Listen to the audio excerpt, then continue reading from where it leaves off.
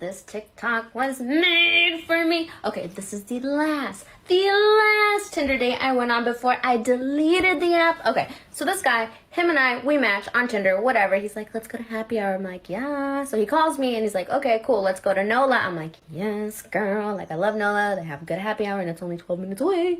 So I'm like, okay, yeah, sure. He's like, let's meet at 4 o'clock. I'm like, sweet. So I leave my place at like 3:30 because I had to get gas. So whatever, I'm driving over there, gonna get gas. I'm like, oh no, I'm gonna be late. And then he texts me at like 3:50 and he's like, something happened with AT&T. Can we push our date to 4:30? I'm like, yeah, sure, why not? So whatever, I get to the venue early and I was like, I'll text him at 4:20 to let him know that I got us a table in the courtyard. So I text him and I let him know at like 4:20 and he's just like, oh my gosh, you're so early. I'm like, sir, but I really am not. And he's just like, okay, I'm about to jump in the shower. Like, I live right down the street. I'll be there really quick. I'm like, sir, I'm like, okay, whatever. Gets out of the shower, sends me his location and calls me and he's like, I am so sorry how late I am. Like, punctuality is such a huge deal to me. Like, you know what? Start without me. Drinks, food, whatever you want, it's on me. I'm like, duh, like, when? I'm like, okay. So he proceeds to tell me, he's like, yeah, I had to call AT&T because they shut my phone off. I'm like, you not have auto pay? And I'm like, okay. And he's like, and my QR code doesn't work. Sir, you chose this venue and you can only pay by QR code. I'm like, that's a little sus. And I'm like, you know what? I'm not going to get this tab started because you aren't about to finesse me. So, whatever. He gets there and he's just like, oh, did you start? He's like, you probably finished your drink already, huh? I'm like, no, I waited for you. And I was like, you can only pay by QR code here. He's like, oh, but mine doesn't work. I was like, I know. So, we're going to use my phone and we're going to put your credit card on my phone. He's like, okay. And so, whatever. Like, 2 each drinks later, I'm just like, I gotta go. Like, let's close this tab out. You guys, his card gets denied on the QR code 2 times. Calls the waiter down. We ask them if he could pay by like whatever, by him swiping his card. His credit card gets denied again, another 3 times. He's like, honestly, like red, like sweating bullets, like super embarrassed. I'm just like, I should have been a good person and offered to pay, but there was way too many red flags that I was like, this guy is totally trying to finesse me. Like, let me just see him get a little spicy armpits going on. So then he had to pull out his debit card, which it went through. This guy literally tried to finesse me out of happy hour drinks. I'm like, sir, no, you chose the wrong way because I'm from the streets. Okay, so I was third party to the brokenness, like the abject poverty of this situation, so keep this in mind as we go forward. About 10 years ago, when I was 26, I worked as a sales associate at Kohl's department store. Nothing bad to say, I absolutely loved working at Kohl's. One of the things that I loved most about working at Kohl's was the employee discount, which we could couple with things like Kohl's Cash. It was a Monday, and I happened to have some Kohl's Cash in my pocket because over Thanksgiving weekend, instead of giving you $10 in Kohl's Cash for every $50 you spent, they had given us $15 for every $50 you spent in the store. And I had about $30 in Kohl's Cash in my pocket, and that Monday there was a sale in the clearance section of the store. All the clearance items were marked an extra 25% off. I had my 25% employees discount and I had $30 of Kohl's Cash in my pocket. This is important. So a guy comes to my register with his girlfriend. He's got like 5 pairs of shoes, very expensive men's leather dress shoes for himself, and the girl has like, I think like one of the travel size, like the 1 milliliters of perfume for her. And the perfume wasn't even a super expensive brand. It was American Beauty, which is a Kohl's exclusive brand.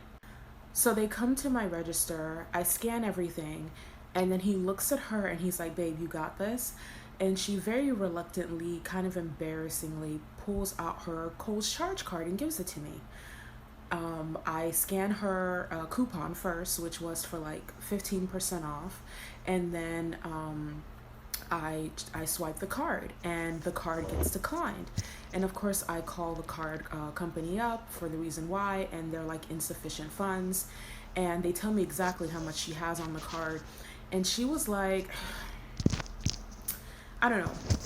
She was like maybe $15 short of what she needed. He starts berating her, talking about, why do you say we could go shopping if you didn't even know that you didn't have any money, blah, blah, blah. He then tells her, well, you got to put that perfume back. We don't need all that. So she begrudgingly agrees. I remove her perfume from the transaction. We swipe her card again and everything goes through.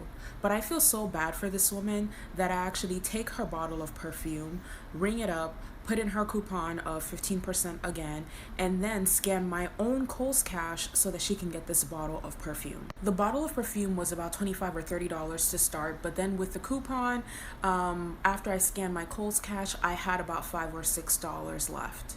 Tell me why, after all of that, this man puts his hand out for my leftover Kohl's Cash. Picture it. I was 18. It was my first Tinder date ever. I was going to school downtown Toronto, so I matched with this guy who told me that he lived in a condo at Yonge and Dundas. I wasn't really that familiar with like downtown, so the plan was really just to kind of wander around. So when I say the bar was on the floor for how much money this date was supposed to cost. So we meet up and he spends basically the whole time talking about how successful he is and how amazing he is and how like he's like, you know, figured out all of life at 20 years old. He's also just like a raging like douchebag and a misogynist. So like I had already checked out. I decided, I'm like, you know what? We've been wandering around for a couple of hours. It's like downtown Toronto in February. I'm cold. So I wanted to grab a cup of coffee, warm up, and then get back on the subway and go home. So we ducked into a second cup. I kind of could tell that because of his horrible vibes, I was probably gonna be paying for my own coffee at that point, and that was fine by me. But I was not prepared for what happened next. The cashier asked him, what do you want? And he said, I'll just have a cup of water. She says, oh, we don't actually do that. We have bottles of water. They're $1. Do you want one? And he goes off on her. Like, no, I don't want a bottle of water. I just want a cup of water. Why is it so difficult for you to give me a cup of water? And you should give me a cup of water because she's buying something. And if she wanted a cup of water with her coffee, you'd give it to her. And I'm with her. And she's buying something. So you should give it to me. When I say my jaw hit the floor, I was so embarrassed. I already knew I was not going to see this guy ever again. Now he has also just like embarrassed me in front of a stranger. But I don't know what I expected, because I should have just left in the beginning. Because when we were talking like on Tinder, he asked me at one point how tall I was, and I said I'm 5'2". He responds with, okay, cool. I'm 5'11". Unprovokedly, I did not ask him how tall he was. He showed up shorter than me. Let me repeat that. I said I was 5'2". He said he was 5'11". I didn't ask. He showed up 5'1". I called him on it. He said he never said that. Yes, I did go back on my phone and check to make sure. And he did say 5'11". And then we're waiting for the subway. He says he's going west, and I was like, why are you going west if we're at Yonge and Bloor and you live at Yonge and Dundas? He says, oh, what are you talking about? I don't live at Yonge and Dundas. I live in Mississauga. And he said, I never said that I have a condo at Yonge and Dundas. And yeah, I scrolled back and he did. Like, I'm like, did I text like a different person? As far as I could tell, it was the same person in the profile that I made plans with to come see that day. We're waiting on the subway platform. I'm going east, he's going west. The train came first. Like leans in for a hug, and I tried to give him like an awkward side hug. He grabbed me and like pulled me in and grabbed my face and tried to make me kiss him. Again, guy was 5'1", so I pushed him off. I guess it must have looked pretty violent. It felt pretty violent. It must have looked so because I got on the subway and somebody else that was waiting on the platform got onto the same car as me and then came up to me to ask me if I was okay. The amazing thing is, texted me for like a week straight trying to make plans for like a second date. He really thought that whole thing went well and he made a good impression.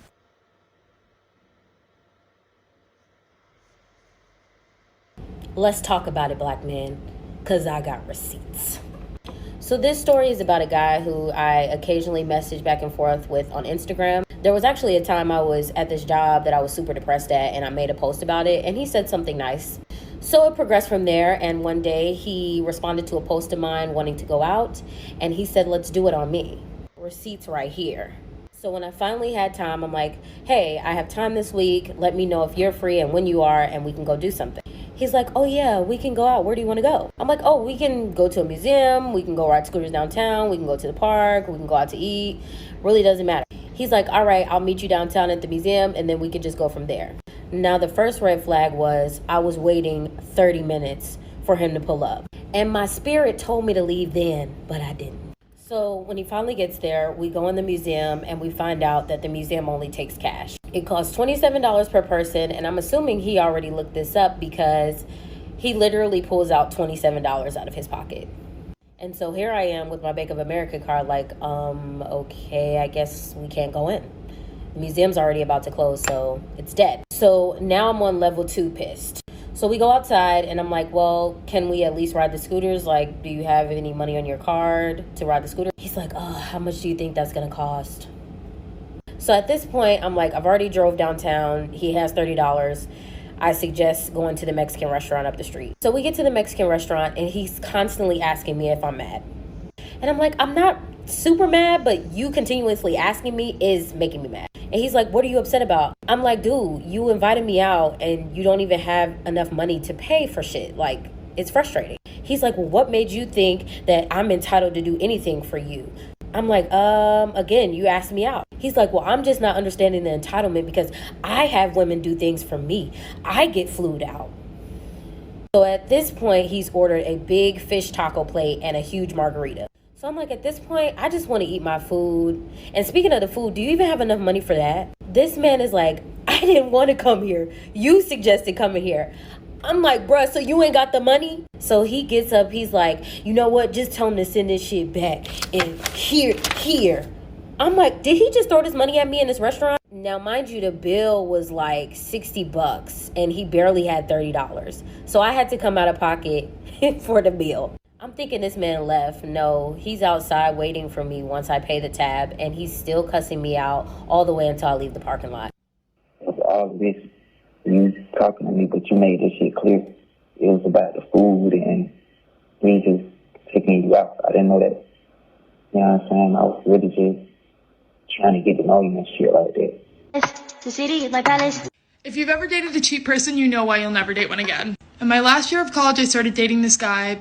I was working full-time at the time and a full-time student. He was not working, but he had